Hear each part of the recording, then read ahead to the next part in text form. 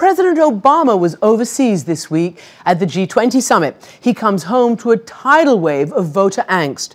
Our new ABC News Washington Post poll out today puts the president's job approval at just 44%. What's more, just 13% of Americans say they're better off than they were when he took office, and 74% say the country's on the wrong track. The president is not the only one feeling the heat. 80% of Americans are frustrated with the federal government these days. Of that number, 31% are downright angry. It's one reason, perhaps, that House Republicans are pushing back against accusations that they're do-nothing obstructionists. When I sat down with Speaker John Boehner, he brandished this flyer showing the jobs legislation that he's passed. Of course, most of it was dead on arrival in the Senate. I asked the Speaker how compromise has become such a dirty word on Capitol Hill. Mr. Speaker, thank you very much for joining us. Good to be here. Let's talk about jobs, obviously. You talk about trying to find common ground, but at the moment there doesn't seem to be much. Even the infrastructure can't get through Congress. Where can you see common ground? Well, we've already seen some common ground. We passed the 3 free trade agreements with Colombia, Panama, and South Korea. It's part of our plan, part of the president's plan. As a matter of fact, it's all part of our plan for American job creators. And we've passed 22 bills, all with bipartisan support, that would help reduce barriers to job growth. They all remain in the United States Senate. You're going to see the House move, I think, before the end of the year on an infrastructure bill. Now, you obviously disagree with the idea of paying for this with extra taxes. Some 75% of Americans agree with an increase in tax on millionaires as a way to pay for these jobs provisions. Do you not feel that by opposing it, you're basically out of step with the American people on this issue? Well, over half of the people who would be taxed under this plan are in fact small business people. And as a result, you're going to basically increase taxes on the very people that we're hoping will reinvest in our economy and create jobs. That's the real crux of the problem. And secondly, I would point out this. We have a spending problem. We've done all the stimulus spending the last couple of years, and clearly it has not worked. You said that there's room for more revenues. What do you mean by that? I believe that if we restructure our tax code, where on the corporate side and the personal side, the target would be a top rate of 25%, it would make our economy more competitive with the rest of the world.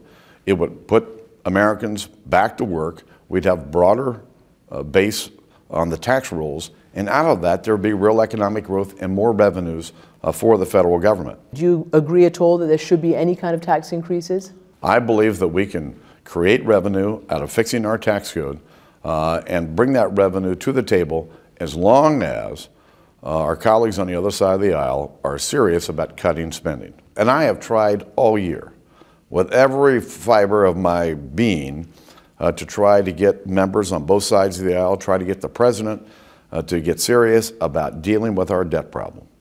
Nobody more upset that we couldn't come to an agreement, the president and I, than I was. A year now into the new Congress, what is your biggest regret then? I really thought the president and I could come to an agreement.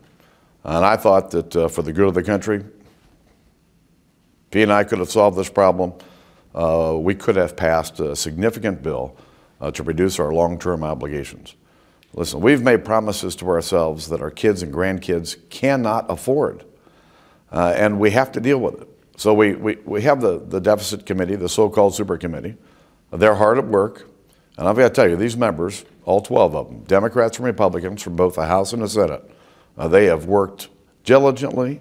They have put in incredible numbers of hours. They're not there yet, but I'm going to do everything I can to continue to encourage them and to help them reach a successful outcome. Well, I was going to ask you, because there was so much hope put into their efforts, and yet they do seem to be stuck at an impasse. We know that they're meant to be trying to come up with $1.2 trillion in deficit cuts. I wouldn't describe it as an impasse. You think it'll work? This is hard. I know. If it was easy, the president and I could have solved it. If it was easy, Congresses over the last 2 decades would have solved it. It's hard. Do you think it'll work? But it has to work. And I am committed to ensuring that it works. Because as we all know, if it doesn't, there are automatic, rather draconian cuts. Would you be able to live with those, including half of those cuts might come from the Defense Department? I think it is important for our government to solve our deficit and our debt problem. And we need to take a big step in the right direction. So I'm going to do everything I can to ensure that the super committee is successful. You talked about the $800 billion or so that you were trying to make an agreement with President Obama in terms of revenues. It didn't work. You've said that that's one of your biggest regrets. Could that happen again? Could you get back to that point? Well, I think it's hard to put Humpty Dumpty back together again. How much revenue, when we were talking about room for revenue, how much revenue do you think you could get? Well, that's the $64 million question. Nobody knows. You talk about fairness, and of course, obviously a lot of the conversation in this country over the last year or so has been about spending cuts, getting the deficit under control. But it's sort of shifting, as you know now, to the whole big disparity in income, the income gap, the income inequality that people are talking about. Latest reports say that something like 1 in 15 Americans live in extreme poverty, which is defined as something like $11,000 per year for a family of 4. Are you concerned that these budget cuts are going to hurt the people who can least afford it? No, no one here in this Congress, Democrat or Republican, wants to do anything about putting holes in the safety net for Americans. There are Americans who are poor, and I think it's the responsibility of the rest of us to ensure that they have food in their stomachs and they have a roof over their head. You know, John Kennedy said some 50 years ago, "A rising tide lifts all boats." We have to get our economy moving again. And until we get our economy moving again and we start producing more jobs, we're going to have all kinds of uncertainty, concern, and frankly, fear about the future. You talk about a rising tide lifting all boats. And of course, that is the American way. That's what all of us look to America for. And yet, not just income inequality has expanded, but also the idea of social mobility. It's kind of slowing down. It's even slower than in some other parts of the world. And clearly the Republicans are being portrayed as the party that doesn't really care and are really, quote unquote, the servants of the rich. Well, Does that need to change? I think that's very unfair. Listen, I come from a family of 12. My dad owned a bar. I've got brothers and sisters on every rung of the economic ladder. What our job here in Congress is to do, and the reason I came here 21 years ago, was to make sure that the American dream that was available to us is available for our kids and our grandkids. Most people don't believe that's the case today. And frankly, I've got concerns that it may not be the case. We can't have government debt that's snuffing out the future for our kids and grandkids. We can't have a government that's taking 30, 40 cents out of every dollar from our kids and grandkids to pay for government. You can't have both. And I do believe that my job and my vision is to make sure the American dream is alive and well for everyone in America. You look at Occupy Wall Street. I think you've said that you understand their frustrations. People such as, let's say, Eric Cantor, called them a mob not so long ago. Do you agree with that? Are they a mob? Listen, I understand people's frustrations. I understand their concerns. And I frankly understand that we have differences in America. We are not going to engage in class warfare. The President's out there doing it every day. I frankly think it's unfortunate. You say because our job is to help all Americans, not to pit one set of Americans against another. And do you think that's what's happening? The President's clearly trying to do it, and it's wrong. You say class warfare. I asked Bill Gates last week about this whole notion, and he said, look, class warfare is when you've got people in the streets manning the barricades, fighting each other. I mean, that's not what's happening. It's not so much a redistribution of income that the president's talking about, but much more a shared and much fairer sense of sacrifice. And there doesn't seem to be the sense amongst people here that the sacrifice is being shared, because they point to taxes and tax cuts and who it benefits and who it doesn't. Oh, come on. The top 1% pay 38% of the income taxes in America.